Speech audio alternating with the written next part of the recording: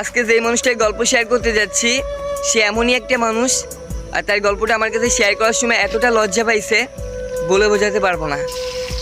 সত্যি সে আর কেউ না, আমার স্কুলের একটা ম্যাডাম আমার কাছে তার জীবনে একটা গল্প শেয়ার করছে।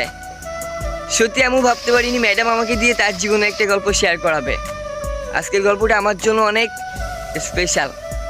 সত্যি বলতে ম্যাডাম এমনভাবে বলতেছে, ইমন এই যে ছাত্রদেরকে না করি না যে রিলেশন করো না, ছাত্র জীবনে আমার একটা রিলেশন ছিল। আমি যখন ইন্টার পরীক্ষা দিব তখন একটা ছেলেকে আমি প্রচুর পরিমাণ ভালোবাসতাম। ছেলেটা ছিল একটা মধ্যবিত্ত ঘরের ছেলে। কীভাবে জানি আমার রিলেশনের কথা আমার পরিবারের মানুষ জেনে গেছিলো। আমার বড় ভাইয়া ছেলেটাকে অনেক মারধর করছিল, বকাঝকা করছিল, আমাকে মারধর করে পড়ালেখা আমার কলেজ সব কিছু বন্ধ করে দিচ্ছিল। সামনে আমার ইন্টার পরীক্ষা চলে আসতেছিল, আমি আমার পরিবারের মানুষগুলোর পায়ে পর্যন্ত ধরছিলাম, ভাই আমি আর কখনো এমন করবো না, আমাকে পরীক্ষাটা দিতে দাও। কিন্তু আমি ছেলেটিকে ভালোবাসতাম আর ছেলেটাও আমাকে অনেক ভালোবাসতো। সে বারবার মার খাওয়ার সত্ত্বেও আমার সাথে যোগাযোগ করার চেষ্টা করছে, কলেজে গেলে এক নজর দেখার জন্য কি না কি করছে।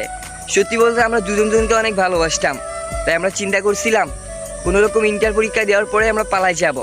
আর সত্যি বলতে আমাদের যেদিন শেষ পরীক্ষা হয়েছিল সেদিনকে আমরা সব কিছু নিয়ে পালাই চলে গেছিলাম। পালাই যাওয়ার পরে আমার পরিবারের মানুষগুলো আমাদের